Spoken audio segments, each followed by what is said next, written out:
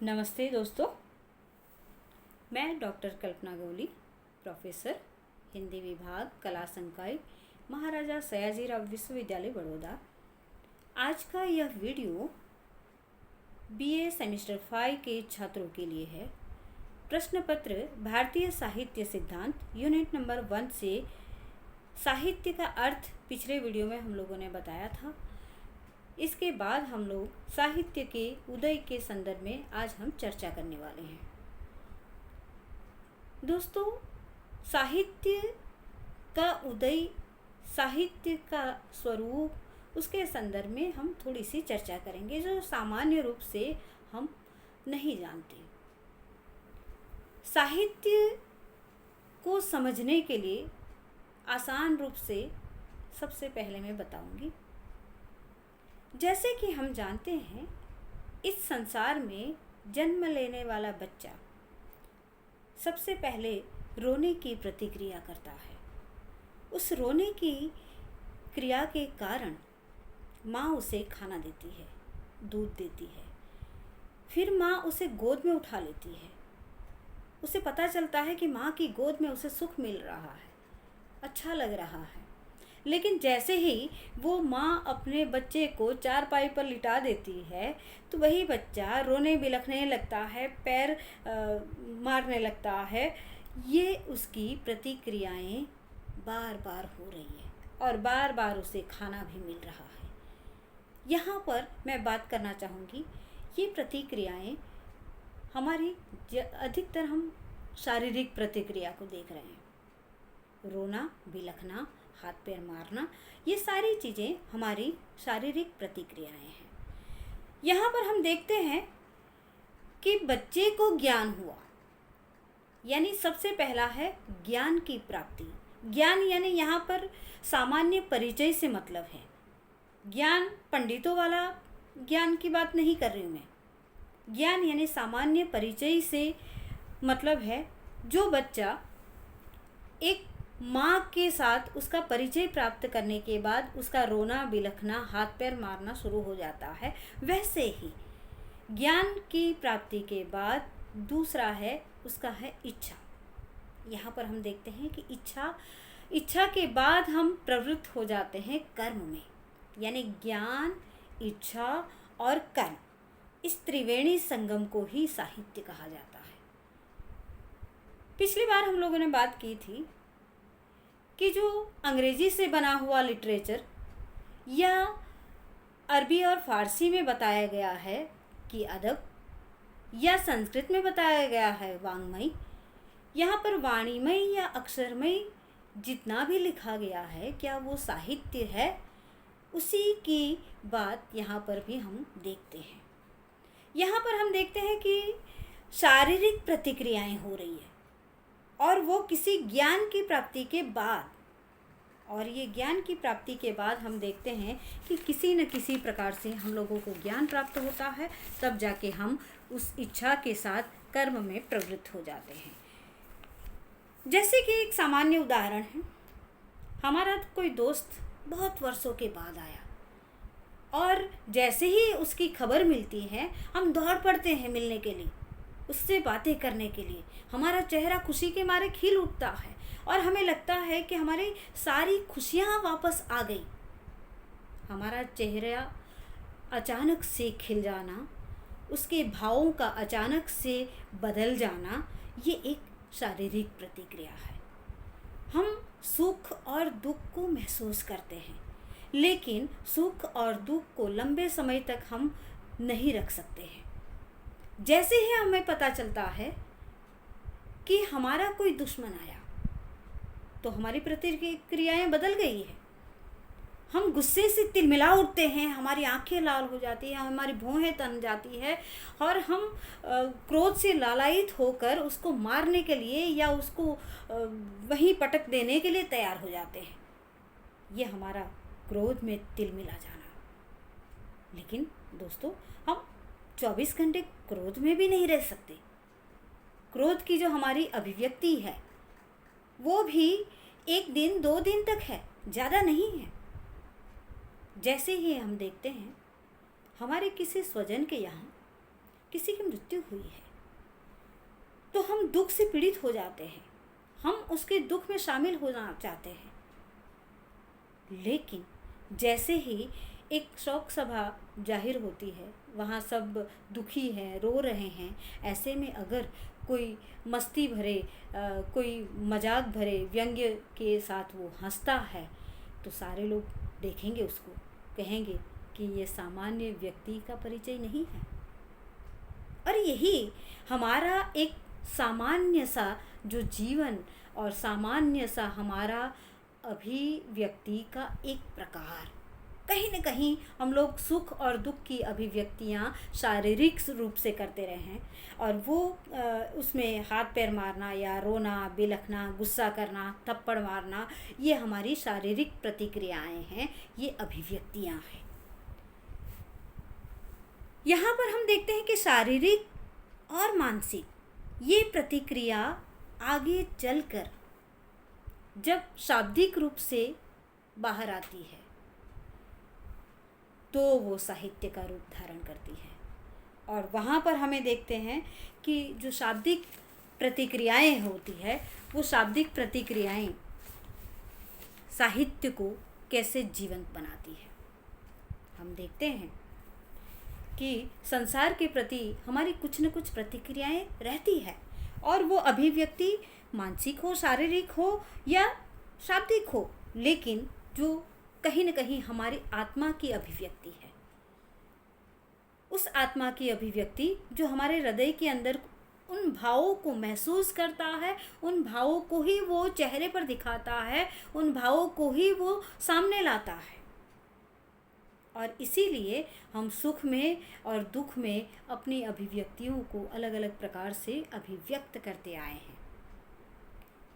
आप सोचो कि हमारे पास ढेर सारा पैसा है और उस समृद्धि को हमें कहीं छुपाना है, तो आज की तारीख में हम जाते हैं कि बैंक में, और बैंक में हमारा जो समृद्धि में जितना भी खजाना है उसको छुपाने का या संरक्षण करने का एक क्षेत्र है, एक स्थान है, वो बैंक है।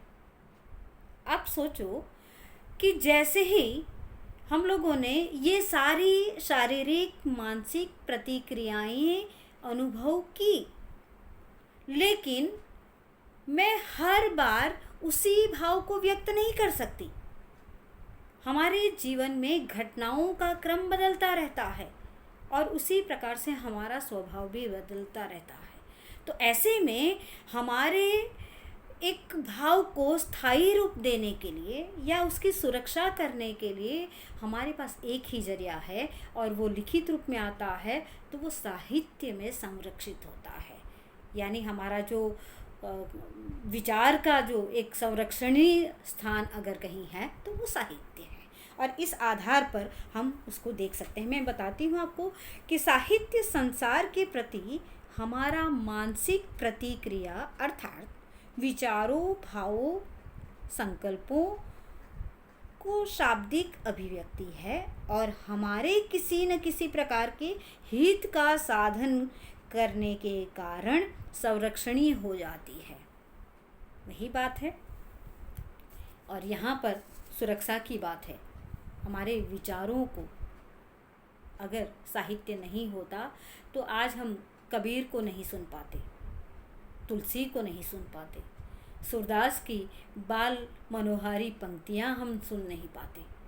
और इसीलिए जो शुरुआत में हम लोगों ने देखा कि वो सारी चीज़ें आई, लेकिन उसकी सुरक्षा कहीं न कहीं साहित्य के माध्यम से ही हुई। नाट्य शास्त्र में कहा गया है कि काव्येषु रम्यम नाटकम। क्यों? क्योंकि साहित्य और काव्य को समानार्थ के रूप में भी माना गया। और हम देखते हैं कि काव्य शब्द को कभी कभी जब आधुनिक दौर की बात करते हैं तो उसमें हम बात करते हैं काव्य को रूढ़ अर्थ के रूप में कि प्रसाद का काव्य है, पंत का काव्य है या महादेवी वर्मा का काव्य है। उसमें आदि काव्य को अलग एक शब्दों के आधार पर भी हम व्याख्यायित करते आए हैं। अब हम देखते हैं कि साहित्य आखिर हमारे जीवन में किस प्रकार से एक महत्वपूर्ण भूमिका को निभाता आया है। जैसे हमने देखा कि ज्ञान, इच्छा और कर्म, हम किसी भी चीज़ को परिचय प्राप्त करने के बाद उसके बारे में कुछ अच्छाई, कुछ अच्छी बातों को वापस समाज के सामने लाने का या एक समूह के सामने लाने का हम प्रयत्न करते हैं। अच्छी बातों को हम सिखाना चाहते हैं। साहित्य मनुष्य के भीतर छुपे हुए पशुता को खत्म करता है और उसके स्थान पर उच्च मानवीय गुणों को स्थापित करता है। और इसीलिए साहित्य के पठन पाठन से मनुष्य के चित्त का विस्तार होता है और वह अपने व्यक्तिगत सुख दुख से ऊपर होता है, समस्त सृष्टि के बारे में सोचता है। साहित्यकार अपने लिए नहीं सोच रहा है, वो जाग जाग कर जो लिख रहा है, उपन्यास, कहानी, नाटक, कविता, उसमें समाज के लिए कुछ चिंता व्यक्त कर रहा है। आप अगर एक हाईवे से गुजर रहे हैं, बीच रास्ते में एक बहुत बड़ा गड्ढा हो गया या मान लो कि अकस्मात हो गया, वहाँ पर डाइवर्जन दिया जाता है। डाइवर्जन दिया जाने के बावजूद भी आपको सूचना दी जाती है, फिर भी अगर आपको उसी रास्ते से जाना है तो वहाँ अकस्मात संभव है, होगा ही। और साहित्यकार भी समाज को आगाह करता है।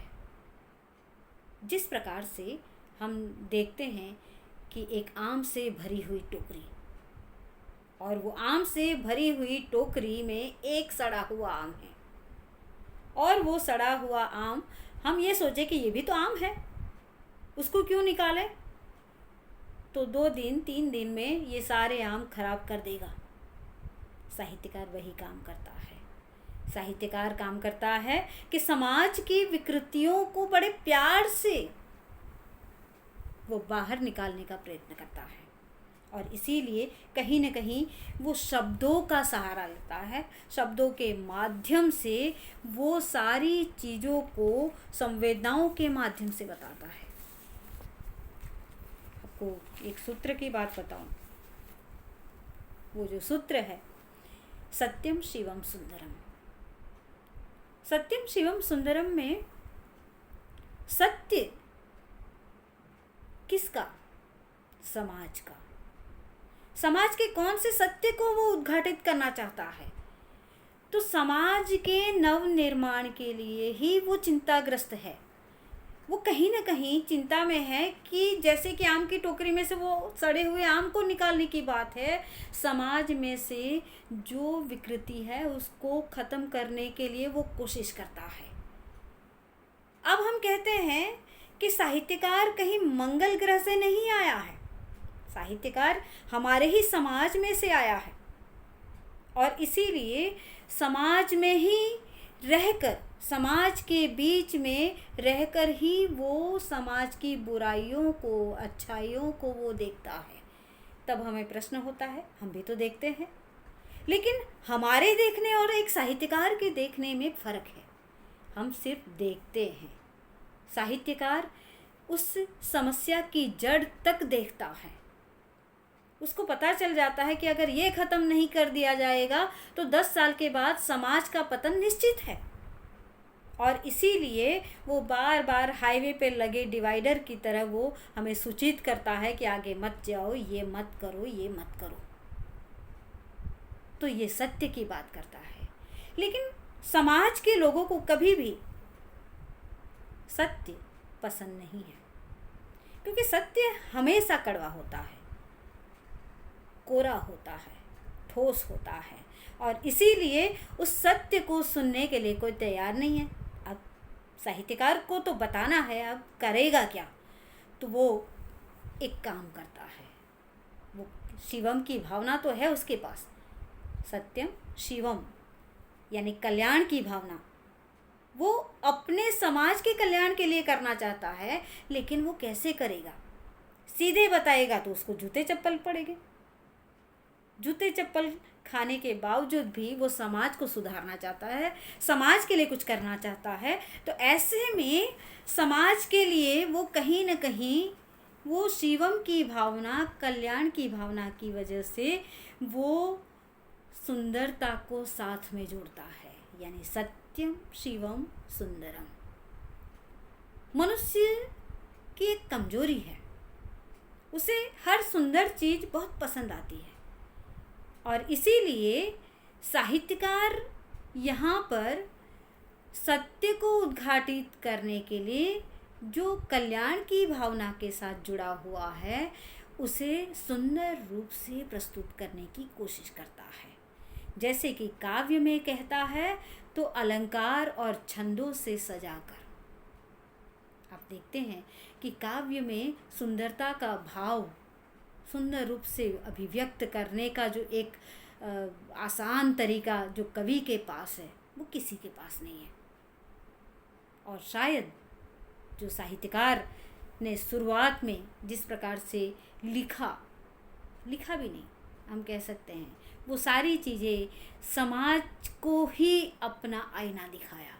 और इसीलिए तो हम लोग कहते हैं कि साहित्य समाज का दर्पण होता है। दर्पण वही दिखाता है जो सामने होता है, क्योंकि उसी का प्रतिबिंब है। और साहित्य का जो कहीं न कहीं हम उदय देखते हैं वो समाज की चिंता, समाज के बारे में ज़्यादा सोचने की ही एक गतिविधि या एक क्रिया के सामने प्रतिक्रिया ही है, जो कहीं न कहीं सबको जोड़ती है, जो स्वार्थ से परे है। मेरे लिए नहीं, समाज के लिए, हमारे लिए नहीं, सबके लिए ये भावना ही साहित्य बनाता है। और सही अर्थ में देखा जाए तो वहाँ पर हम जो देखते आए हैं कि मौखिक परंपरा में साहित्य आया, फिर लिखित परंपरा में आया, लेकिन मौखिक परंपरा में आया हुआ साहित्य पद्य में आया, और पद्य जो धीरे धीरे कंठस्थ परंपरा में, मौखिक परंपरा में आया, वो हृदय से जुड़ा हुआ था और हृदय तक पहुँचा। और इसीलिए हम कहते हैं कि जहाँ न पहुँचे रवि वहाँ पहुँचे कवि, और जहाँ न पहुँचे कवि वहाँ पहुँचे अनुभवी। तो साहित्यकार समाज के निरीक्षण के बाद ही समाज को कुछ मैसेज देता है, और इसीलिए यहाँ पर हम कहते हैं कि साहित्य का उदय वहीं से होता है जहाँ से एक मनुष्य, एक साहित्यकार चिंता करना शुरू करता है। तो आज के इस वीडियो में इतना ही। नमस्ते।